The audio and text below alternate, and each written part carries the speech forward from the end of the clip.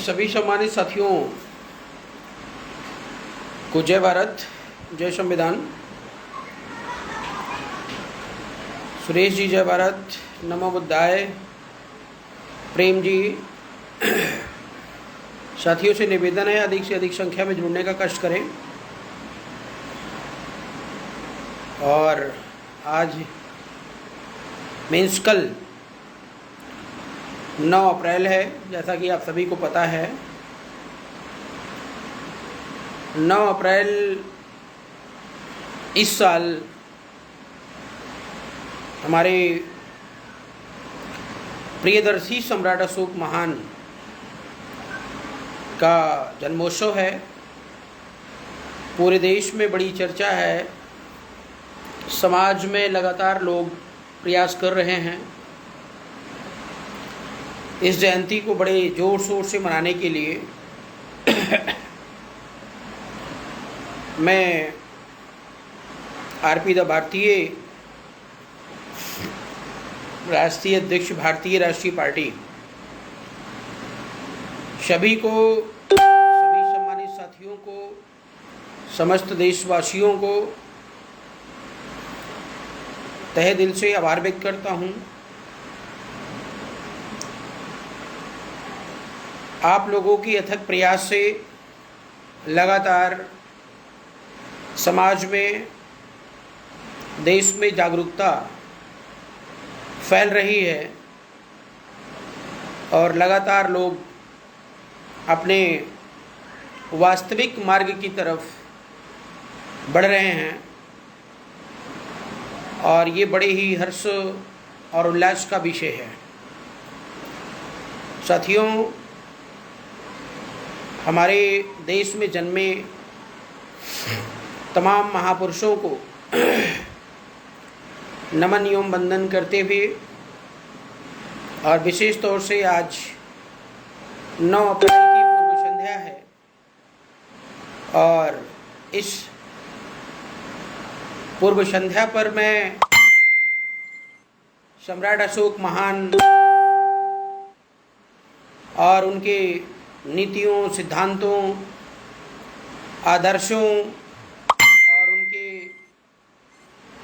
क्रियाकलापों, तमाम त्याग और मानवता के लिए जो उन्होंने कार्य किया, उन सभी के प्रति मैं आरपी मौर्य भारतीय राष्ट्रीय पार्टी की तरफ से कोटि कोटि नमन एवं वंदन करता हूँ। साथियों, अपनी बात को आगे बढ़ाते हुए आप लोगों से मेरा निवेदन ये है कि पोस्ट को अधिक से अधिक संख्या में शेयर करने का कष्ट करें और इतना ज़्यादा शेयर करें कि पूरे भारत के हर मोबाइल पर आज का ये लाइव प्रोग्राम पहुंचना जो है बहुत ही आवश्यक है। एक्चुअली देश के अंदर वास्तविकता को, जो देश का वास्तविक स्वरूप है, उस वास्तविक स्वरूप को इस देश के अंदर दबाया जाता है। इस देश में देश के वास्तविक स्वरूप का पतन करने वाले षड्यंत्रकारी लगातार दिन रात प्रयास कर रहे हैं और सत्य पर पर्दा डालकर झूठ का परचम लहरा रहे हैं। हम सभी भारतवासियों को एक साथ मिलकर एक प्लेटफॉर्म पर आकर सत्य, न्याय और अहिंसा के मार्ग पर चलकर ऐसे षड्यंत्रकारियों का मुंह तोड़ जवाब देने की जरूरत है।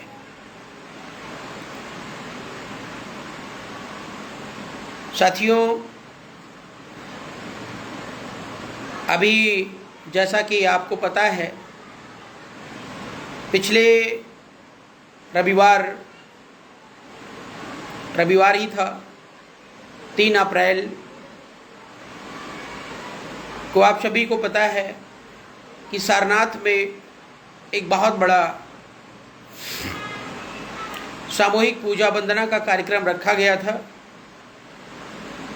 और उस कार्यक्रम के बाद मुझे लाइव आना चाहिए था, लेकिन काम की व्यस्तता की वजह से मैं आपके बीच में असमर्थ नहीं हो सका। इसके लिए मैं क्षमा प्रार्थी हूँ। और आज भी थोड़ा व्यस्त ही रहा, या तबीयत में थोड़ी प्रॉब्लम भी है हल्की सी। लेकिन साथियों ने गुजारिश की और कहा कि नहीं सर, कल सम्राट अशोक जयंती है और आज शाम लाइव आना और समस्त देशवासियों को आभार व्यक्त करना उनके इस जागरूकता और कार्यशैली को लेकर के ज़रूरी है। और निश्चित तौर पर जब मिशन की बात होती है और विचारधारा की बात होती है, संगठन की बात होती है, तो कितनी भी तबीयत क्यों ना खराब हो, सारे के सारे दर्द ऑटोमेटिकली मिट ही जाते हैं। साथियों, सारनाथ में जो परचम आप सभी ने लहराया, आप सभी के साथ और सहयोग से आपको बता दें, अप्रॉक्सीमेटली लगभग 2,500 से 3,000 लोगों की संख्या में आप सभी लोग वहाँ पहुँचे और बड़ी संख्या में बीआरपीएन्स सभी देश के कोने कोने से अपने व्यक्तिगत पैसे खर्च करके सारनाथ पहुँचे और इस सामूहिक पूजा और वंदना के कार्यक्रम को पूर्णतया सफल बनाया। इसके लिए बीआरपी परिवार आपका तहे दिल से आभार व्यक्त करती है। साथियों, इस देश को ट्रैक पर लाने के लिए, इस देश को उचित मार्गदर्शन देने के लिए बहुत ज़्यादा गणित की ज़रूरत नहीं है, बहुत ज़्यादा चिंतन मंथन की ज़रूरत नहीं है। अगर ज़रूरत है तो सिर्फ़ और सिर्फ कमर कसने की है। जैसा कि सारनाथ में आपने देखा, सारनाथ में वहाँ की जो अथॉरिटी थी या जो पुरातत्व विभाग की गाइडलाइन है, उस गाइडलाइन में कहीं पर ऐसा कुछ भी अंकित नहीं है कि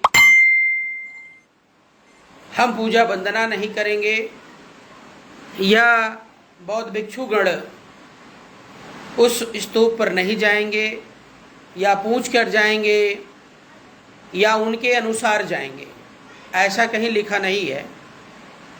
लेकिन एक कहावत है, आपको पता होगा, जिसकी लाठी और उसी की भैंस। यह चीज़ आपके सारनाथ में चरितार्थ होता हुआ नजर आया था। अगर आप भारत देश की जो धरोहर है उसके प्रति जागरूक नहीं होंगे, उसके संरक्षण में आगे नहीं आएंगे, अपनी मेजॉरिटी नहीं दिखाएंगे, तो निश्चित तौर पर धीरे धीरे आपकी पूरी की पूरी धरोहर को नष्ट कर दिया जाएगा। और लगातार यह प्रयास जारी है।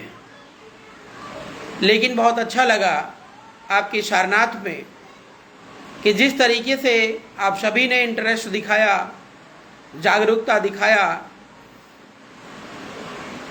उसको देखकर ये अब लगने लगा है कि भारत देश की जो हवाएं हैं वो अपनी दिशा को मोड़ रही हैं। अब लहर जो है वो बदल रही है। पहले लहर अंधेरे की तरफ जा रही थी और अब लहर उजाले की तरफ जा रही है, ऐसा प्रतीत हो रहा है। और इसी तरीके से भविष्य में जब भी कभी हमारी राष्ट्र धरोहर के ऊपर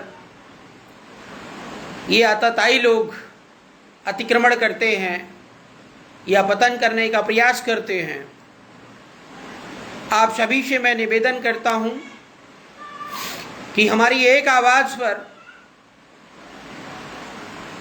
आप सब कदम से कदम मिलाकर अगर खड़े होते हैं तो निश्चित तौर पर हम लोग पुनः अपने उस मिशन में सफल होंगे जैसे सारनाथ में सफल हुए थे।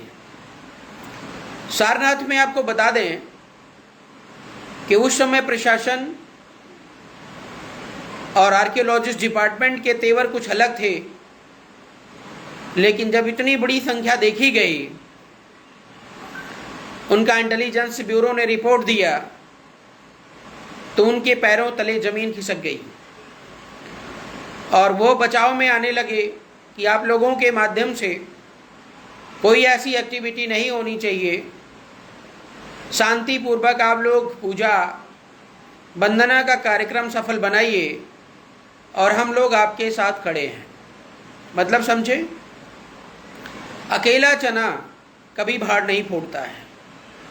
और मैं आप लोगों से निवेदन ये भी करूँगा कि देश के अंदर तमाम राजनीतिक संगठन, तमाम पॉलिटिकल पार्टियां चल रही हैं और मुझे बड़ा दुख होता है इस बात का कि अभी हमारे देश में, हमारे समाज में कुछ इस प्रकार के लोग हैं जिन्हें राजनीतिक पार्टी और संगठन का वास्तविक मतलब नहीं पता होता है और वे अपना नेता, अपनी पार्टी, अपना संगठन बिना किसी नीति नियम के निर्धारित करके किसी के भी पीछे लग जाते हैं और अपना भविष्य तो गर्त में डालते ही डालते हैं, साथ ही साथ आने वाली पीढ़ी को भी बर्बाद कर रहे हैं। उदाहरण के लिए सारनाथ का जो मुद्दा था या कुछ दिन पहले अयोध्या का मुद्दा था, सारनाथ का मुद्दा आरपी मौर्य का मुद्दा नहीं है। सारनाथ का अयोध्या का मुद्दा सिर्फ और सिर्फ आरपी मौर्य का मुद्दा नहीं था, वो पूरे देश का था, पूरे समाज का था और पूरे देश में और पूरे समाज में तमाम सामाजिक संगठन चल रहे हैं, तमाम राजनीतिक पार्टियां चल रही हैं। सामाजिक संगठन वालों ने तो साथ दिया भी, लेकिन पॉलिटिकल जो पार्टी के लोग हैं वे आपका साथ ना कभी देते हैं और ना भविष्य में कभी देंगे। उसके दो कारण हैं। एक कारण तो ये है कि उनको देश की जो वास्तविक विचारधारा है, जो देश की वास्तविक आइडियोलॉजी है, जो मानव कल्याण के लिए हितकारी है, जैसे हमारा देश जागरूक, शिक्षित और संगठित बनेगा, वे आपको उस कंडीशन पर ले नहीं जाना चाहते हैं। अगर वे आपको इस कंडीशन पर ले जाएंगे, आप जागरूक हो जाते हैं, समझदार हो जाते हैं, तो किसी भी मूर्ख नेता के पीछे आप नहीं भागेंगे। या तो आप नेता से प्रश्न करेंगे या खुद ही नेता बनने का प्रयास करेंगे या खुद ही पॉलिटिकल पार्टी बनाकर और समाज को एक नई दिशा देने का पहल करेंगे। और ये हमारे देश और समाज के नेता कतई नहीं चाहते हैं कि इस देश में नेता पैदा हों, इस देश में ऐसे लोग आएं जो उनको लीड कर दें या उनसे आगे निकल जाएं। कहने का मतलब ये कि वे समाज को अंधकार में रखना चाहते हैं। दूसरी बात ये कि ये नेतागण यह देखने का प्रयास करते हैं कि हमारे देश में और हमारे समाज में मूर्खों की संख्या कितनी ज़्यादा है, धर्मांधता कितनी ज़्यादा है। कहने का मतलब ये, मेजॉरिटी की क्या आइडियोलॉजी है? क्या मेजॉरिटी बेवकूफ़ है? क्या मेजॉरिटी अज्ञानी है? क्या मेजॉरिटी नासमझ है? जिसकी मेजॉरिटी ज़्यादा होती है, ये नेता उसी की बात करेंगे और उन्हीं को ही लपेटने का प्रयास करेंगे। मेरा कहने का मतलब ये है कि समाज अगर जागरूक हो गया, समाज अगर जिम्मेदार हो गया, समाज अगर चैतन्य अवस्था में आ गया, तो नेता कहीं भाग करके नहीं जाएगा। वो आपके जागरूकता की, चैतन्यता की और एकता अखंडता की बात करना उसकी मजबूरी हो जाएगी। लेकिन समाज अगर विखंडित है, समाज अगर अंधकार में जी रहा है, समाज अगर चमत्कार को नमस्कार कर रहा है, तो निश्चित तौर पर ये नेता आपको चमत्कार दिखाएंगे, आपको धर्मांधता के रास्ते पर ले जाएंगे और न जाने कितने जुमले आपके बीच में लेकर के आएंगे कि आप उनकी बातों का शिकार, मीन्स उनके षड्यंत्र का शिकार हो जाएं और उनके फेवर में वोट करें। किसी न किसी प्रकार से उनको सत्ता में पहुंचना है, ये उनका टारगेट होता है। लेकिन साथियों, आपको बता दें कि भारतीय राष्ट्रीय पार्टी भारत की पहली और अंतिम ऐसी पार्टी है जो जनता के अनुसार नहीं चलती है, जनता के अनुसार नहीं चलती है और ना भविष्य में कभी चलेंगे। जो सत्य है, जो अच्छा है, जो जनता के लिए हितकारी है, जो न्यायप्रिय है, जो उनकी आने वाली पीढ़ी के लिए उज्जवल तौर तरीका है, हम उस चीज़ को फॉलो करते हैं, उस मार्ग पर चलते हैं और वही करते हैं। 1 साल लगे, 2 साल लगे, 10 साल लगे, हजारों साल लगे, हमें इतनी कोई जल्दबाजी नहीं है। भारतीय राष्ट्रीय पार्टी भारत की पहली और अंतिम पार्टी कहने का मेरा मतलब ये है कि भारत देश की पहली ऐसी पार्टी है जो पूर्ण लोकतांत्रिक व्यवस्था पूरे देश में आपको दे रही है और डायरेक्टली और इनडायरेक्टली सम्राट अशोक महान के विचारों से ओतप्रोत होकर और हर भारतवासी को खुशहाल बनाने के लिए, हर भारतवासी को न्याय दिलाने के लिए, अधिकार दिलाने के लिए, सम्मान दिलाने के लिए लगातार प्रयासरत है।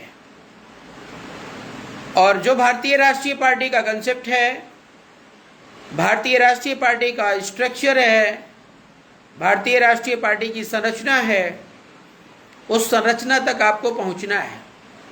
उस संरचना तक को आपको समझना पड़ेगा। अगर आप उस संरचना को नहीं समझ पाए तो भारतीय राष्ट्रीय पार्टी की तुलना अन्य पार्टियों से आप करते रहेंगे। अगर आपने भारतीय राष्ट्रीय पार्टी का वास्तविक रूप समझ गए या समझ लिए तो निश्चित तौर पर मैं आपको बताऊं कि भारत देश के अंदर कौन सी पार्टी क्या कर रही है और कितने लोग हैं, इससे आपका मतलब नहीं होगा। आप इंटरनली अपने आप में सेटिस्फाई होकर अशोका राज के मार्ग पर अग्रसर होंगे। और आप देखो, अशोका राज का जो थीम, वो लाने का काम, वो लाने की बात भारतीय राष्ट्रीय पार्टी की ही रही है। इससे पहले झूठ के नाम पर बीजेपी, भारतीय जनता पार्टी ने राज किया, लोगों के बीच में जुमला को परोसा, अब राम राज्य की संकल्पना को पेश किया। मूर्खों की संख्या इस देश में ज़्यादा है और ज़्यादा होने के नाते उन्होंने राम राज का जो काल्पनिक थीम था उसको वो प्रेजेंट करने में सफल हुए, अच्छे दिन प्रेजेंट करने में सफल हुए।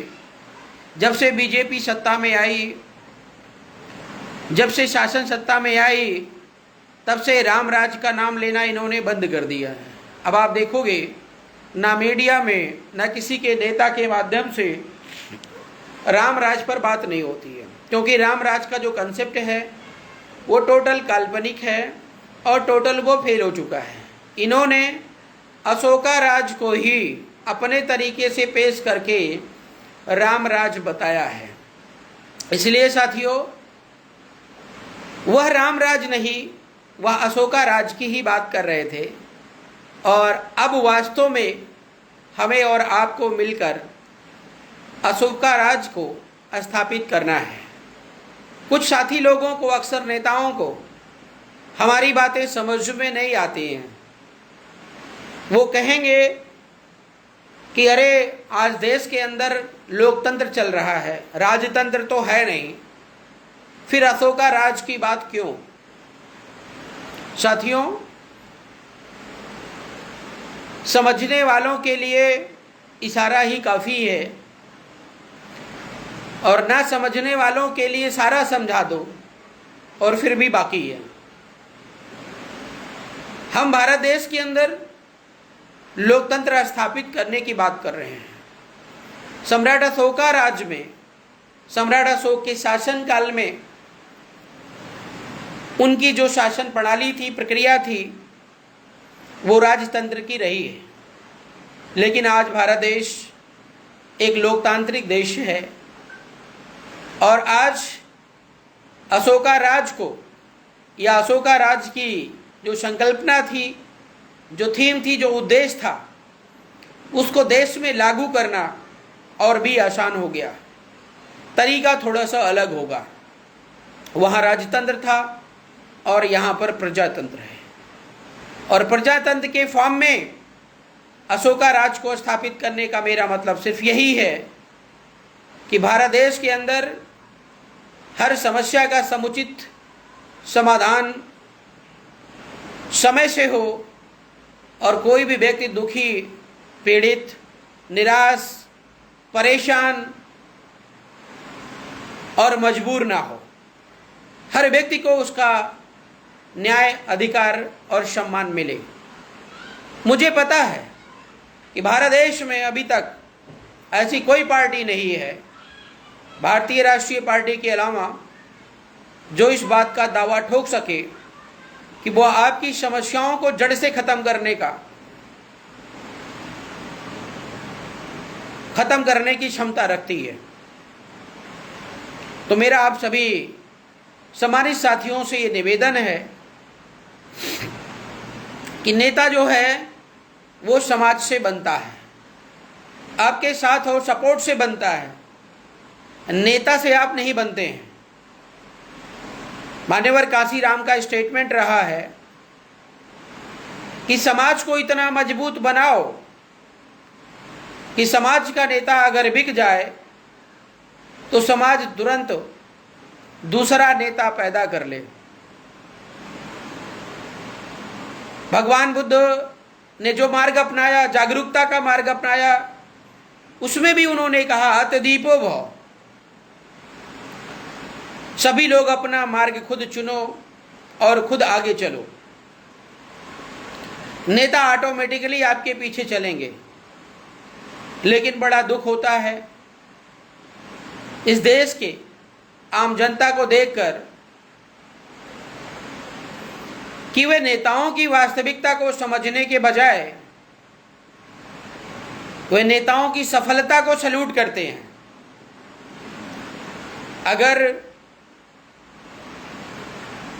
मैं बीजेपी में जाकर के किसी मंत्री पद पर आ जाऊं, किसी विधायक के लेवल पर आ जाऊं, तो मैं बताऊं कि मेरे सपोर्ट करने वाले साथियों की संख्या ऑटोमेटिकली बढ़ जाएगी। जानते हैं क्यों? क्योंकि मैं विधायक बन गया, क्योंकि मैं मंत्री बन गया। अब मैं मंत्री कैसे बन रहा हूं? इंटरनल किसकी प्लानिंग से बन रहा हूँ, कौन मुझे तीतर बनाकर इस्तेमाल कर रहा है, इससे उनको कोई मतलब नहीं है। बस सामने वाला अगर सफल होता है या कुछ उसको पावर मिल जाती है तो आम जो जनमानस है वो अपने बचाव में भी कह सकते हैं या सफलता की घड़ी में ये दिखाने के लिए कि हम तो भैया आपके साथ लगे हुए थे, सहानुभूति लेने के लिए वो माला फूल लेकर पहुंच जाते हैं। उदाहरण के लिए हमारे विशेष तौर से मौर्य समाज की अगर मैं बात करूं तो आपको पता होगा सिराथू से डिप्टी सीएम केशव प्रसाद मौर्य की बुरी हार हुई है और इसके पीछे बीजेपी वालों का ही हाथ था। क्यों? कारण ये है कि ज़्यादा अगर ऊंचाई पर तुम चले जाओगे, तुम्हारी क्रेडिट ज़्यादा हो जाएगी, तो हो सकता है कल बीजेपी पर कब्जा आपका हो जाए। तो जितने भी षड्यंत्रकारी बीजेपी में हैं वे ये नहीं चाहते थे कि केशव प्रसाद मौर्य जी का कद इतना ऊंचा उठ पाए कि बीजेपी केशव प्रसाद मौर्य जी के नाम से जानी जाए, विशेष तौर से उत्तर प्रदेश में। और बड़ा दुख तो तब होता है केशव प्रसाद जी की मूर्खता पर कि केशव प्रसाद जी सिराथू से हैं और सिराथू में ही एक कुशवाहा भाई की हत्या होने पर उन्होंने उस कुशवाहा भाई को रसूलपुर बदले है। आपको याद होगा, मुझे याद है, आप पता करिएगा अगर आप सिराथू के आसपास से हैं तो। वहाँ पर एक कुशवाहा जी की हत्या हो जाती है और कुशवाहा जी की मदद करने के बजाय उस समय यही आपके डिप्टी सीएम केशव प्रसाद मौर्य ने ब्राह्मण परिवार का मदद किया था और ब्राह्मणों को ही बचाया था।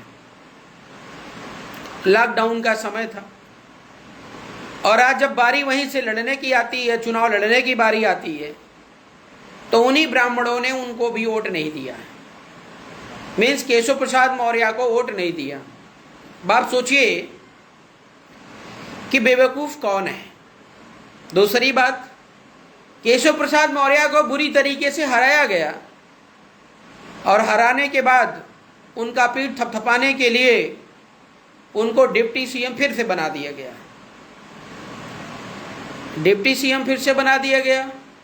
केशव प्रसाद मौर्य के लिए तो अच्छी बात है, लेकिन दुर्भाग्य ये है कि मौर्य समाज के तमाम ऐसे होनहार लीडर और समाज सेवी, जिनको मैं क्या बताऊं,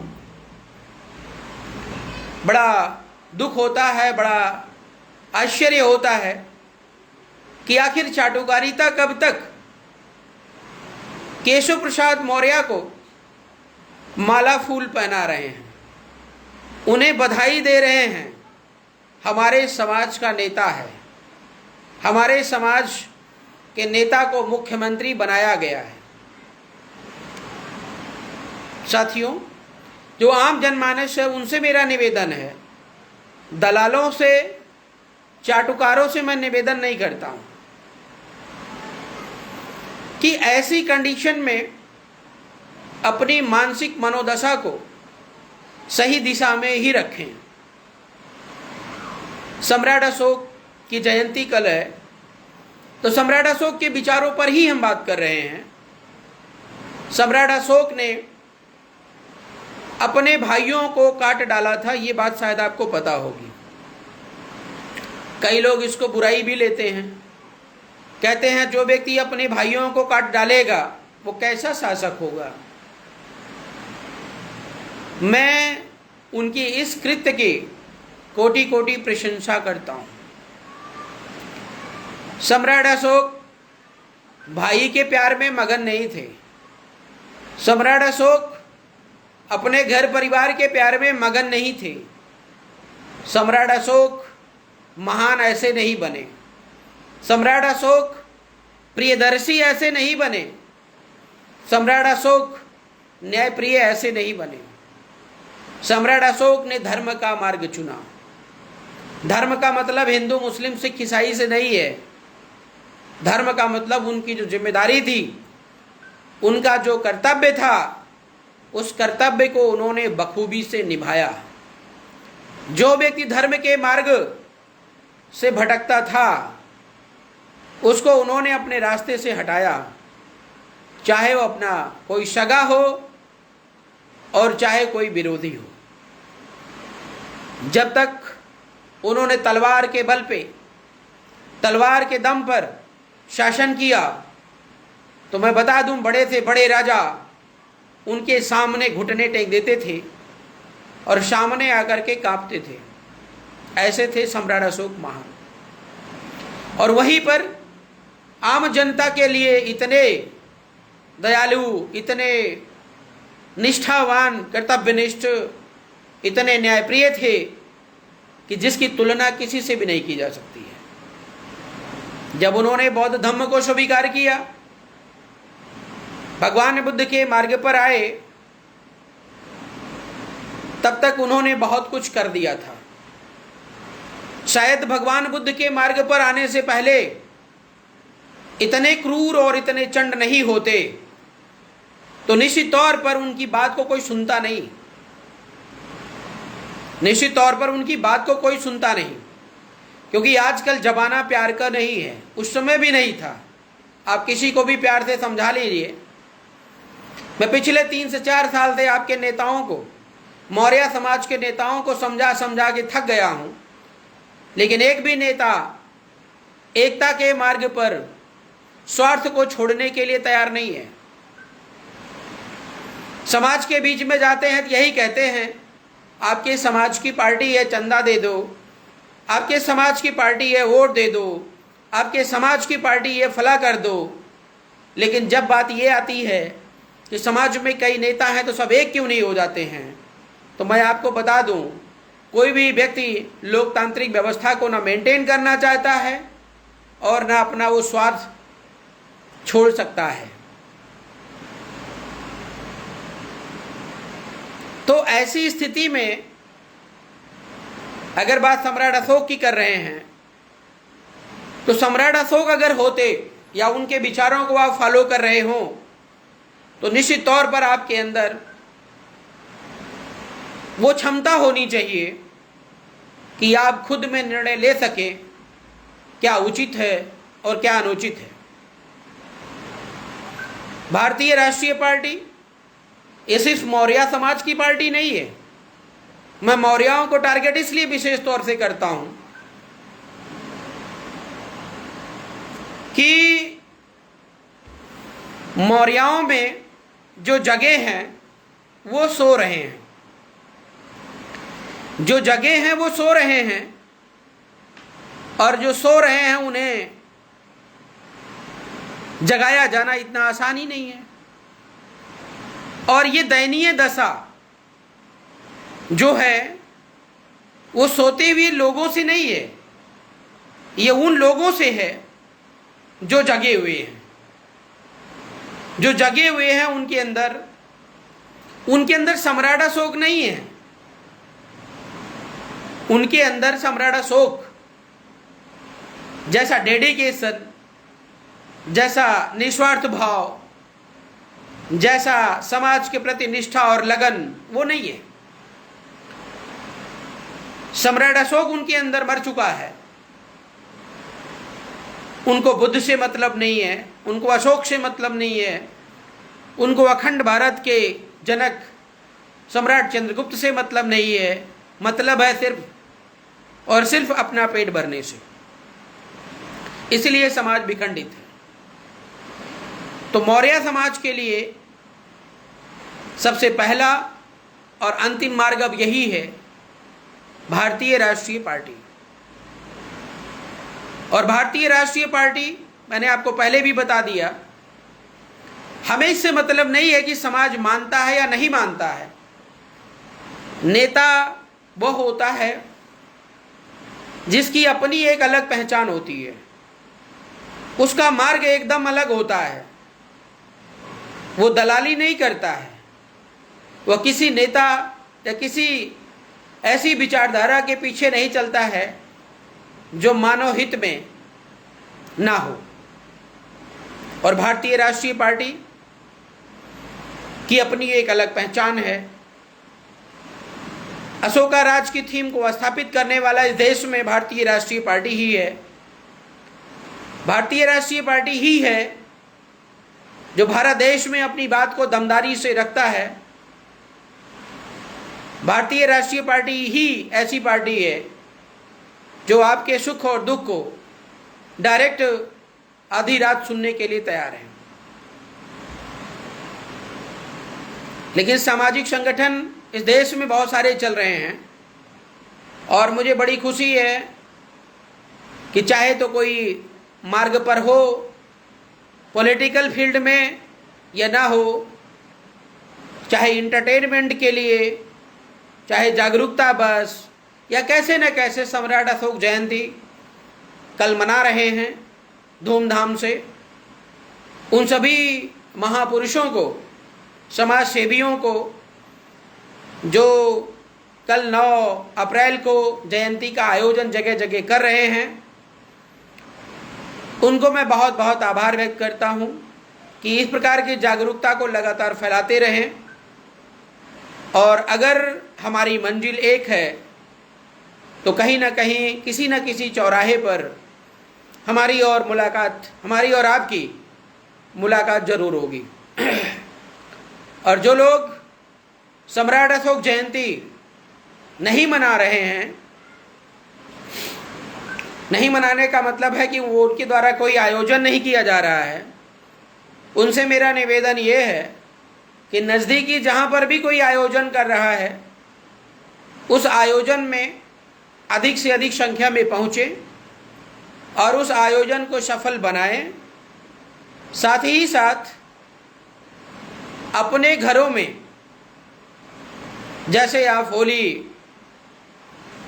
दिवाली या अन्य फेस्टिवल व्यक्तिगत रूप से मना रहे होते हैं, ऐसे ही सम्राट अशोक जयंती को आप लोगों से मेरा निवेदन है हाथ जोड़कर घर घर में मनाने का कष्ट करें, क्योंकि देश की वास्तविकता यही है और वास्तविक देश भी यही है। इस देश में जितने चमत्कार को आप सैल्यूट करते हैं, इस देश के अंदर जितने भी पंडा पुजारी लगे हुए हैं, जिसको ये बार बार बोलते हैं, अभी एक वीडियो में आज देख रहा था, स्टेटमेंट ये आ रहा था कि हमें सनातन धर्म को बचाना है। सनातन धर्म खतरे में नहीं है। इस देश के अंदर सनातन धर्म खतरे में नहीं है। सनातन धर्म का जो वास्तविक अर्थ होता है वो भगवान बुद्ध से जुड़ा हुआ है। भगवान बुद्ध ने ऐसा कोई मार्ग नहीं बताया कि जो अनवरत सत्य ना हो। अनवरत सत्य जो होता है उसे ही सनातन धर्म का नाम दिया गया है, और जो कभी सत्य है ही नहीं उसको ये पाखंडी सनातन धर्म का नाम देते हैं और ये कहते हैं सनातन धर्म खतरे में है। सनातन धर्म खतरे में नहीं है। इस देश के अंदर फैलती जागरूकता, इस देश के अंदर फैलती चैतन्यता, इस देश के अंदर फैलती एकीकरण की भावना, समानता एकता की भावना से इन षड्यंत्रकारियों का भविष्य खतरे में है। और इसलिए बार बार ये ढोल पीटते नजर आ रहे हैं कि हमारा सनातन धर्म खतरे में है, हमारा हिंदू धर्म खतरे में है। हिंदू धर्म बोलना नहीं चाहिए, लेकिन बोलना पड़ता है, आपको समझने की ज़रूरत है। हिंदू नाम का कोई धर्म इस देश के अंदर नहीं है। जो ब्राह्मणों ने रचा जो ब्राह्मणों ने बनाया, जो ब्राह्मणों ने आप पर थोपा, उसी का नाम हिंदू धर्म दे दिया गया है। और अगर हिंदू धर्म है तो जैसे बुद्ध धम्म की बात होती है, ईसाई धम्म की बात होती है, धर्म की बात होती है, जितने भी संप्रदाय बनते हैं उन सभी में समानता, एकता, अखंडता की बात होती है। लेकिन हिंदू एक ऐसा धर्म इन्होंने बनाया जिसमें ब्राह्मण, क्षत्रिय, वैश्य और शूद्र हैं, और शूद्रों पर शासन करना ब्राह्मणों का जन्म सिद्ध अधिकार है, ऐसा वे मानते हैं। और हमारे कुछ शूद्र भाई लोग ऐसे हैं जो अपने को शूद्र तो मानते ही मानते हैं और लगातार उन्हीं की सेवा में तत्पर हैं। भगवान बुद्ध का मार्ग मानव मानव एक समान है, और वहीं पर वो कहते हैं मानव और मानव असमान है। यह बिल्कुल अस्थायी स्टेटमेंट है, अस्थायी नीति और सिद्धांत हैं जो कभी भी लंबे अरसे तक नहीं चल सकता है।